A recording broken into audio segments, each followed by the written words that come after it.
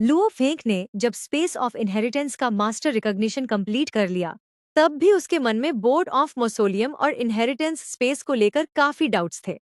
उसने memory stone activate की, जिसमें डुआन डोंग रिवर की वर्चुअल कॉन्शियसनेस ने अपने डिस्पर्स होने से पहले बहुत डिटेल्ड इंफॉर्मेशन छोड़ रखी थी। इसमें इनहेरिटेंस स्पेस के हर फंक्शन, हर एरिया, बोर्ड ऑफ मौसोलियम के कंट्रोल सिस्टम, उसके कोर लोकेशन और ऑन ऑपरेशन का कंप्लीट गाइड था। लुओ फेंग को पता चला कि इनहेरिटेंस स्पेस का लगभग 95% हिस्सा पहली 3 जनरेशन्स के एंसेस्टर्स के नॉलेज से भरा हुआ है, जबकि सिर्फ 5% बाद के सक्सेसर्स ने ऐड किया था। ये पूरा इनहेरिटेंस स्पेस असल में एक मिनिएचर यूनिवर्स था, जिसमें अलग अलग कल्टीवेशन और रिसर्च के लिए डेडिकेटेड स्पेसेस बने हुए थे। इस स्पेस के अंदर एक सुपर लाइब्रेरी थी, जिसमें 100 मिलियन से भी ज्यादा मेमोरी स्टोन्स थे।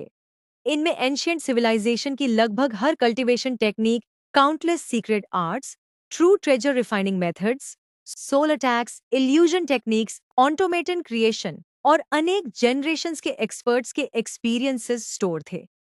एक अलग कॉम्बैट ट्रेनिंग स्पेस भी था, जहां 282 वर्चुअल ओपोनेंट्स थे, जिनमें डुआन डोंग रिवर की पुरानी जनरेशन्स भी शामिल थीं। इन वर्चुअल ओपोनेंट्स के साथ फाइट करके कोई भी उनके असली कॉम्बैट एक्सपीरियंस और पावर को महसूस कर सकता था। सबसे पावरफुल ओपोनेंट्स पहली 3 एंसेस्टर्स थे। इसके अलावा सीक्रेट टेक्निक्स क्रिएट करने, वेपन्स ट्रेन करने, मेडिटेशन और कल्टीवेशन के लिए भी अलग अलग स्पेसेस थे। लुओ फेंग इस इनहेरिटेंस को देखकर हैरान रह गया। उसने महसूस किया कि उसकी इमेजिनेशन भी इस इनहेरिटेंस की ग्रेटनेस को अंडर एस्टिमेट कर रही थी। अगर कोई इतनी स्ट्रिक्ट सिलेक्शन प्रोसेस पास करके इस इनहेरिटेंस का सक्सेसर बन जाए, तो उसका सुपर पावर हाउस बनना लगभग निश्चित था। डुआन डोंग रिवर हमेशा सिर्फ एक्स्ट्रा ऑर्डिनरी टैलेंट, डिटर्मिनेशन और कैरेक्टर वाले सक्सेसर्स ही चूज करता था। इसलिए इनहेरिटेंस मिलते ही उनकी ग्रोथ और भी एक्सप्लोसिव हो जाती थी। लुओ फेंग को एहसास हुआ कि यूनिवर्स ओशन के एक्सपर्ट्स जिस कंबाइंड अटैक टेक्निक या इनहेरिटेंस के लिए जान दे देते हैं, वो एंशिएंट सिविलाइजेशन के लिए सिर्फ बेसिक नॉलेज का एक छोटा सा हिस्सा है। एंशिएंट सिविलाइजेशन का असली नॉलेज बहुत ज्यादा वास्ट और एडवांस्ड था। उसने समझा कि असली पावर नॉलेज और काउंटलेस जनरेशन्स के एक्यूमुलेटेड एक्सपीरियंस में होती है। सबसे पहले लुओ फेंग ने सारे मेमोरी स्टोन्स को कैटेगराइज करना शुरू किया। टाइम एक्सेलरेशन स्पेस में, जहां टाइम 10,000 गुना फास्टर चलता था, उसने सिर्फ 15 दिन में कोर इनहेरिटेंस मेमोराइज कर ली, जो बाहर के हिसाब से कई सौ सालों के बराबर था। उसके बाद उसने 100 मिलियन से ज्यादा मेमोरी स्टोन्स का डेटा एक्सेप्ट किया, जिसमें उसे अंदर के टाइम के हिसाब से लगभग 30 एयर आज लगे। इन्फॉर्मेशन याद करने के बाद उसने उसका गहरा अध्ययन भी शुरू किया, जो मेमोराइजेशन से भी कहीं ज्यादा लंबा प्रोसेस था। इस दौरान board of mausoleum flame ice region में बंद पड़ा रहा। यूनिवर्स ओशन के कई एक्सपर्ट्स दूर से उसे देखते और स्पेक्यूलेट करते रहे कि सक्सेसर कौन बना है, लेकिन कोई अंदर घुसने की हिम्मत नहीं करता था। बोट के अंदर डुआन डोंग रिवर ने बहुत डेंजरस ट्रैप्स बना दिए थे, जिससे कोई भी यूनिवर्स सुप्रीम मास्टर अंदर घुसता तो तुरंत मर सकता था। बोट बाहर अटैक नहीं कर सकता था, लेकिन अंदर किसी भी इंट्रूडर के लिए मौत का जाल था। स्टडी के दौरान लुओ फेंग ने कल्टीवेशन के हर level, undying, universe knight, universe master और यूनिवर्स सुप्रीम मास्टर के ब्रेक थ्रूज का कंप्लीट नॉलेज हासिल कर लिया। उसे ये भी पता चल गया कि यूनिवर्स सुप्रीम मास्टर के बाद किस डायरेक्शन में प्रोग्रेस करनी होती है। ये नॉलेज यूनिवर्स ओशन के किसी भी सुप्रीम मास्टर के पास नहीं था, क्योंकि वहां सब बिना प्रॉपर गाइडेंस के अंधेरे में रास्ता ढूंढ रहे थे। अब लो फेंग खुद यूनिवर्स मास्टर्स ही नहीं, बल्कि यूनिवर्स सुप्रीम मास्टर्स को भी गाइड करने लायक बन चुका था। इनहेरिटेंस एक्सेप्ट करने के 2600 साल बाद वर्चुअल यूनिवर्स में प्राइमल कैओस सिटी लीडर और huge x creator Luo Feng की चिंता कर रहे थे। लुओ फेंग ने इनहेरिटेंस मिलने के बाद सिर्फ एक मेल भेजा था और फिर गायब हो गया था। प्राइमल कैओस सिटी लीडर को डर था कि कहीं डुआन डोंग रिवर की इनहेरिटेंस में कोई हिडन डेंजर न हो। ह्यूज एक्स ने सीधा लुओ फेंग को मैसेज भेज दिया। थोड़ी देर बाद लुओ फेंग उनके सामने वर्चुअल यूनिवर्स में आ गया। जैसे ही ह्यूज एक्स और प्राइमल कैओस सिटी लीडर ने उसे देखा, दोनों तुरंत समझ गए कि लुओ फेंग के अंदर बहुत बड़ा इंटरनल ट्रांसफॉर्मेशन हो चुका है। उसकी पर्सनैलिटी, ऑनरा और सोच पूरी तरह बदल चुकी थी। एंशियंट सिविलाइजेशन का इतना इमेंस नॉलेज एब्जॉर्ब करने के बाद उसका विजन और अंडरस्टैंडिंग यूनिवर्स सुप्रीम मास्टर्स से भी कहीं आगे निकल चुकी थी। ह्यूज एक्स को तो लुओ फेंग को देखकर अपने पुराने गुरु टीचर ओरिजिन की याद आ गई, क्योंकि दोनों का ऑनरा और व्हाइट रोब पहनने की आदत बहुत मिलती जुलती लग रही थी। जब प्राइमल कैओस सिटी लीडर ने पूछा कि इनहेरिटेंस ह्यूमन रेस के लिए कितनी यूजफुल है और क्या अब ह्यूमन रेस रीइंकार्नेशन ट्रांसेंड कर सकती है, तब लुओ फेंग ने पूरे कॉन्फिडेंस के साथ जवाब दिया कि अनडाइंग से लेकर यूनिवर्स सुप्रीम मास्टर के एब्सोल्यूट लिमिट तक का हर कल्टीवेशन पाथ अब उसके दिल और दिमाग में पूरी तरह क्लियर है। ये सुनकर ह्यूज एक्स और प्राइमल कैओस सिटी लीडर दोनों बहुत उत्साहित हो गए, क्योंकि उन्हें समझ आ गया था कि लुओ फेंग ने सिर्फ एक इनहेरिटेंस नहीं, बल्कि पूरी एंशियंट सिविलाइजेशन की फाउंडेशन हासिल कर ली है। लुओ फेंग की बात सुनकर प्राइमल कैओस सिटी लीडर और ह्यूज एक्स क्रिएटर को बिल्कुल सरप्राइज नहीं हुआ। दोनों उसकी पर्सनैलिटी को बहुत अच्छी तरह जानते थे। उन्होंने उसे शुरू से ग्रो होते देखा था। लू फेंग हमेशा लो प्रोफाइल रहता था, लेकिन जब भी कोई बड़ा क्लेम करता था, वह उसे जरूर सच करके दिखाता था। इसलिए जब उसने कॉन्फिडेंटली कहा कि उसके पास अनडाइंग से लेकर यूनिवर्स सुप्रीम मास्टर की लिमिट तक का कंप्लीट नॉलेज है, दोनों को यकीन था कि वह बिना कॉन्फिडेंस के कभी ऐसी बात नहीं करता। प्राइमल कैओस सिटी लीडर ने तुरंत सबसे इम्पोर्टेंट सवाल पूछा, क्या तुम रीइंकार्नेशन को ट्रांसेंड करने का तरीका भी जानते हो? यह सुनकर लुओ फेंग थोड़ा रुक गया। उसने बताया कि डुआनडोंग रिवर इनहेरिटेंस बहुत वास्ट है, लेकिन प्राइमल यूनिवर्स की ओरिजिन विल उस पर रिस्ट्रिक्शन लगा रही है।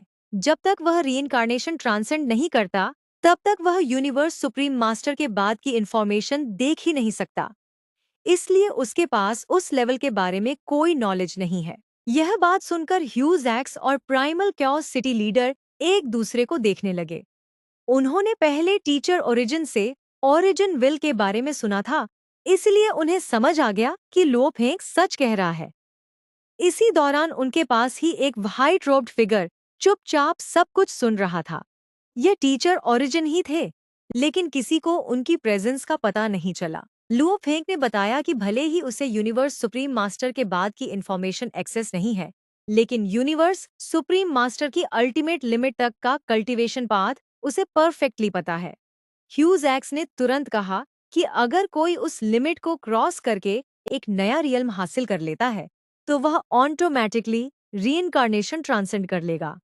अगर कोई लिमिट तक नहीं पहुंचता और सीधा रीइंकार्नेशन क्रॉस करने की कोशिश करता है, तो वह सिर्फ गैम्बल होता है और उसके सक्सेसफुल होने के चांसेस बहुत ही कम होते हैं।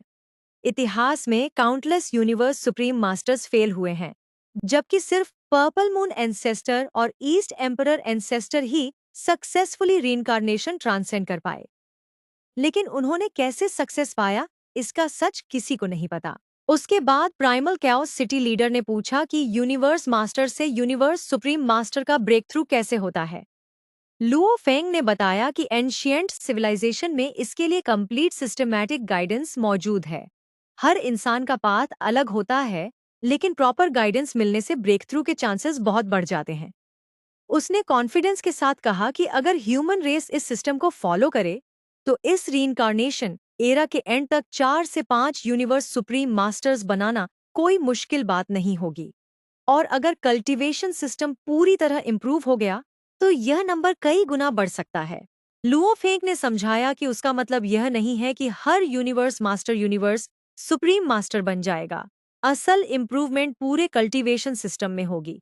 अभी ह्यूमन रेस के पास सिर्फ कुछ हजार यूनिवर्स नाइट्स और लगभग 20 यूनिवर्स मास्टर्स हैं, लेकिन एंशिएंट सिविलाइजेशन के कल्टीवेशन सिस्टम से फ्यूचर में 1 लाख से ज्यादा यूनिवर्स नाइट्स और कई 100 यूनिवर्स मास्टर्स पैदा किए जा सकते हैं।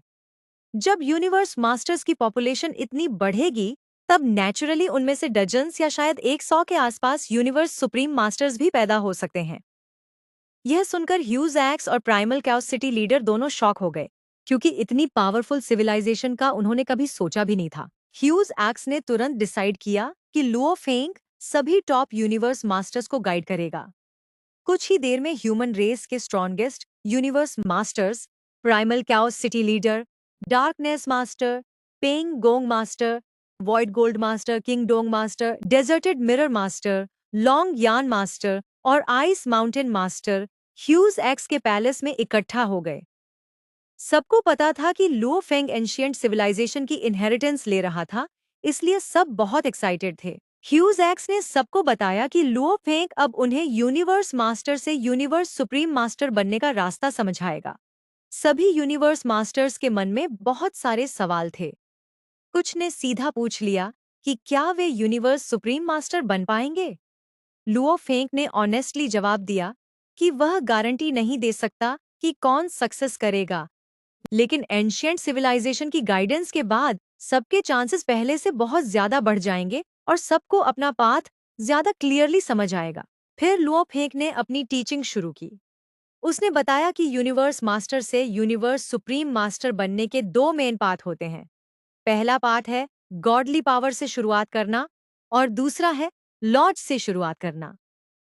ह्यूज एक्स को यह सुनकर हैरानी हुई, क्योंकि उसके हिसाब से सब लोग लॉज के थ्रू ही ब्रेक थ्रू करते थे। लुओ फेंग ने एक्सप्लेन किया कि लगभग 90% यूनिवर्स सुप्रीम मास्टर्स लॉज के पाथ से ब्रेक थ्रू करते हैं। गॉडली पावर का मतलब सिर्फ एनर्जी नहीं, बल्कि पूरी लाइफ एसेंस, बॉडी और सोल का फाउंडेशन है। यूनिवर्स मास्टर का perfect life gene level 10,081 times होता है, जो नॉर्मल लिमिट है। अगर कोई गॉडली पावर वाले पाथ को चूज करता है तो उसे इस लिमिट को ही तोड़ना पड़ता है। जब उसकी गॉडली पावर इवॉल्व होती है, तब उसकी बॉडी और सोल भी इवॉल्व हो जाता है। इस ओवरवेलमिंग पावर की वजह से उसका गॉड कंट्री बॉटलनेक तोड़कर एक मिनिएचर यूनिवर्स में ट्रांसफॉर्म हो जाता है। ये पावर से शैकल्स तोड़ने का रास्ता है। दूसरी तरफ लॉज का पाथ कंपैरेटिवली आसान है। इसमें कल्टीवेटर टाइम, स्पेस और दूसरे लॉज को समझकर गॉड कंट्री को इवॉल्व करता है। जब गॉड कंट्री बॉटलनेक तोड़ देता है, तब वह नेचुरली मिनिएचर यूनिवर्स में ट्रांसफॉर्म हो जाता है। लुओ फेंग ने बताया कि यूनिवर्स सुप्रीम मास्टर बनने का असली एसेंस है अपनी सारी लिमिटेशंस और शैकल्स को तोड़ना। जब कल्टीवेटर यह कर लेता है, तब वह लॉज का स्लेव नहीं रहता, बल्कि लॉज उसकी मर्जी के हिसाब से चलने लगते हैं। आखिर में लुओ फेंग ने सबको एडवाइस दी कि गॉडली पावर का पाथ बहुत ही डिफिकल्ट है, जबकि लॉज का पाथ रिलेटिवली इजियर और ज्यादा प्रैक्टिकल है। इसलिए उसने सब यूनिवर्स मास्टर्स को रिकमेंड किया कि पहले लॉज के थ्रू ब्रेक थ्रू की तैयारी करें और उसके बाद ही और हायर पाथ्स के बारे में सोचें। यह सुनते ही सब यूनिवर्स मास्टर्स पूरी कंसंट्रेशन के साथ उसकी आगे की गाइडेंस सुनने के लिए तैयार हो गए। लुओ फेंग ने सभी यूनिवर्स मास्टर्स को समझाया कि लॉज का कल्टीवेशन पाथ सबसे बेसिक और यूनिवर्सल तरीका है।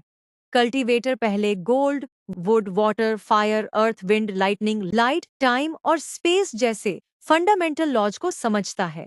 धीरे धीरे इन सभी लॉज को कंबाइन करके आखिर में एक ही supreme law, law of chaos तक पहुंचना होता है। यही कल्टीवेशन का फाइनल गोल है। जैसे ही लुओ फेंग ने लॉ ऑफ कैओस का नाम लिया, सब लोग शॉक हो गए। ह्यूज एक्स क्रिएटर तुरंत अपनी सीट से खड़ा हो गया। इसी वक्त एक और सीट अपीयर हुई और उस पर टीचर ओरिजिन खुद बैठ गए। इस बार सबने उन्हें देख लिया और तुरंत रिस्पेक्ट के साथ उनका स्वागत किया। लुओ फेंग भी पहली बार लेजेंडरी टीचर ओरिजिन को देखकर हैरान रह गया। टीचर ओरिजिन बिल्कुल सिंपल और शांत व्यक्ति लग रहे थे, लेकिन उनकी प्रेजेंस सबसे अलग और एक्स्ट्रा ऑर्डिनरी थी। टीचर ओरिजिन ने तुरंत लुओ फेंग से पूछा कि लॉ ऑफ कैओस क्या होता है। लुओ फेंग ने बताया कि पूरी यूनिवर्स की हर चीज कैओस से ही बनी है और कल्टीवेशन का फाइनल डेस्टिनेशन भी कैओस में ही लौटना है। अगर कोई लॉ ऑफ कैओस को मास्टर कर लेता है, तो उसकी पावर डुआन डोंग रिवर से भी ज्यादा हो सकती है। Gold, would, water, fire, earth, wind, lightning, light, time और स्पेस, ये सभी 10 फंडामेंटल लॉज हैं। इन्हें अलग अलग कॉम्बिनेशंस में मिलाकर काउंटलेस कल्टीवेशन पाथ्स बन सकते हैं। कैओस के अंदर हर कॉम्बिनेशन पॉसिबल है। ह्यूज एक्स ने डाउट पूछा कि अगर 5 एलिमेंट्स नॉर्मली स्पेस टाइप से रिलेटेड होते हैं, तो वे टाइम के साथ कैसे कंबाइन हो सकते हैं। लुओ फेंग ने जवाब दिया कि कैओस के अंदर कोई लिमिटेशन नहीं होती। जिस तरह बेसिक मटेरियल्स से काउंटलेस स्पेसशिप डिजाइन्स बन सकते हैं, वैसे ही 10 फंडामेंटल लॉज से भी एंडलेस कल्टीवेशन पाथ्स बन सकते हैं। आखिर में सभी पाथ्स लॉ ऑफ कैओस तक ही ले जाते हैं। लुओ फेंग ने बताया कि एंशिएंट सिविलाइजेशन का हर कल्टीवेटर जानता था कि final goal law of chaos ही है, लेकिन इस लॉ को मास्टर करना बहुत ही डिफिकल्ट था। इवन डुआनडोंग रिवर लाइनेज, जो अपने सक्सेसर्स को बेस्ट गाइडेंस देती थी, उसमें भी सिर्फ बहुत ही कम लोग लॉ ऑफ कैओस को मास्टर कर पाए। इससे यह भी पता चलता है कि डुआनडोंग रिवर के पहले 3 legendary ancestors law of chaos से भी ऊपर के रियल्म तक पहुंच चुके थे। लॉ ऑफ कैओस के बारे में लुओ फेंग ज्यादा नहीं जानता था, इसलिए उसने सिर्फ बेसिक एक्सप्लेनेशन दी। उसके बाद उसने यूनिवर्स मास्टर से यूनिवर्स सुप्रीम मास्टर बनने के लॉ पाथ को डिटेल में समझाना शुरू किया। सब लोग, इंक्लूडिंग ह्यूजैक्स और टीचर ओरिजिन, बहुत ध्यान से उसकी बात सुन रहे थे। टीचर ओरिजिन खुद इस एक्सप्लेनेशन से डीपली अफेक्टेड हुए। वह बहुत लंबे समय से सप्रेस थे और उन्हें भी आगे का कल्टीवेशन पाथ क्लियर नहीं था। लू फेंग की बातों से उन्हें पहली बार एक क्लियर डायरेक्शन मिली। उन्हें समझ आ गया कि उनका अगला टारगेट भी लॉ ऑफ कैओस ही होना चाहिए। टीचर ओरिजिन को अपना पुराना वक्त याद आ गया, जब वह खुद ह्यूमन रेस को नॉलेज देते थे। अब उन्हें महसूस हुआ कि जिस तरह उन्होंने ह्यूमन रेस को पहली बार पिनेकल रेस बनाया था, उसी तरह अब लुओ फेंग एंशिएंट सिविलाइजेशन की विजडम लाकर ह्यूमन रेस का सेकंड ग्रेट राइज शुरू करेगा। इस बार का ट्रांसफॉर्मेशन पहले से भी कई गुना बड़ा होगा। टीचर ओरिजिन ने फ्यूचर इमेजिन किया कि लुओ फेंग की टीचिंग्स की वजह से ह्यूमन रेस में यूनिवर्स नाइट्स और यूनिवर्स मास्टर्स की संख्या लगातार बढ़ेगी। फ्यूचर में यूनिवर्स सुप्रीम मास्टर्स भी बहुत ज्यादा होंगे और अगले रीइंकार्नेशन एरा के बाद ह्यूमन रेस शायद यूनिवर्स ओशन की सबसे पावरफुल फोर्स बन जाएगी, जो दोनों होली लैंड से भी स्ट्रॉन्गर होगी। यह सोचकर टीचर ओरिजिन के दिल में बहुत इमोशनल फीलिंग्स आ गईं। लुओ फेंग ने पहले सिंपल ओवरव्यू दिया, फिर मेजर कल्टीवेशन थ्योरीज एक्सप्लेन की और उसके बाद हर थ्योरी की डिफिकल्टीज और ब्रेक थ्रू मेथड्स डिटेल में समझाए। सिर्फ गाइडिंग थ्योरीज एक्सप्लेन करने में ही उसे 3 महीने लग गए। लॉ पाथ इतना कॉम्प्लिकेटेड था कि उसे हर डिटेल बताने में बहुत समय लगा। इसके ऑपोजिट गॉडली पावर पाथ का एक्सप्लेनेशन सिर्फ आधे दिन में कंप्लीट हो गया, क्योंकि एंशिएंट सिविलाइजेशन में बहुत कम लोग इस डिफिकल्ट पाथ को चूज करते थे। लेक्चर के एंड में लू फेंग ने बताया कि यह सब सिर्फ गाइडिंग थ्योरीज हैं। जब वह यूनिवर्स बोर्ड से बाहर निकलेगा, तब और भी डिटेल्ड इनहेरिटेंस, कॉम्बैट मेथड्स और काउंटलेस सीक्रेट टेक्निक्स लेकर आएगा। लेकिन उन सभी को सिर्फ बोलकर समझाना इम्पॉसिबल है, क्योंकि उनकी क्वांटिटी इतनी ज्यादा है कि हजारों एराज भी कम पड़ सकते हैं। सभी यूनिवर्स मास्टर्स सीक्रेट टेक्निक्स के बारे में और जानना चाहते थे। लू फेंग ने बताया कि यूनिवर्स सुप्रीम मास्टर लेवल की टेक्निक्स ही नहीं, बल्कि अनडाइंग से लेकर यूनिवर्स सुप्रीम मास्टर तक की लाखों और करोड़ों सीक्रेट टेक्निक्स इनहेरिटेंस में मौजूद हैं। लेकिन उनका पर्पस सिर्फ रेफरेंस और इंस्पिरेशन देना है। असली ब्रेक थ्रू किसी और की टेक्निक कॉपी करने से नहीं होता। कल्टीवेटर को अपना खुद का पाथ बनाना पड़ता है। नॉलेज सिर्फ गाइड करती है। सक्सेस पूरी तरह खुद की मेहनत और टैलेंट पर डिपेंड करता है। 3 महीने की टीचिंग के बाद सभी यूनिवर्स मास्टर्स बहुत गहरी सोच में डूब गए। अब उनके पास क्लियर डायरेक्शन थी, लेकिन उन्हें पता था कि नॉलेज होना और उस नॉलेज को रियलिटी में कन्वर्ट करना दोनों अलग बातें हैं। इनहेरिटेंस स्पेस में लौट कर लुओ फेंग ने भी चैन की सांस ली। उसने बताया कि यूनिवर्स मास्टर्स को लेक्चर देने में सिर्फ 3 महीने लगे, लेकिन ह्यूजैक्स क्रिएटर को यूनिवर्स सुप्रीम मास्टर की लिमिट तक का कल्टीवेशन समझाने में उसे 12 साल लग गए, क्योंकि ह्यूजैक्स बहुत गहरे और डिफिकल्ट क्वेश्चंस पूछता था। इसके बाद लुओ फेंग दोबारा अपनी स्टडीज में लग गया। उसके पास पूरी एंशिएंट सिविलाइजेशन का फाउंडेशन था, लेकिन उसे समझ आ गया कि सिर्फ नॉलेज कलेक्ट कर लेना इनफ नहीं होता। असली स्ट्रेंथ तब आती है जब उस नॉलेज को प्रैक्टिस और कल्टीवेशन में बदला जाए। इसलिए उसने डिसाइड किया कि अब वह मैनली ब्लेड टेक्निक्स और स्पिरिचुअल वेपन्स पर फोकस करेगा। समय बीतता गया और 9106 साल बाद लुओ फेंग ने अपनी इनिशियल स्टडीज कंप्लीट कर ली।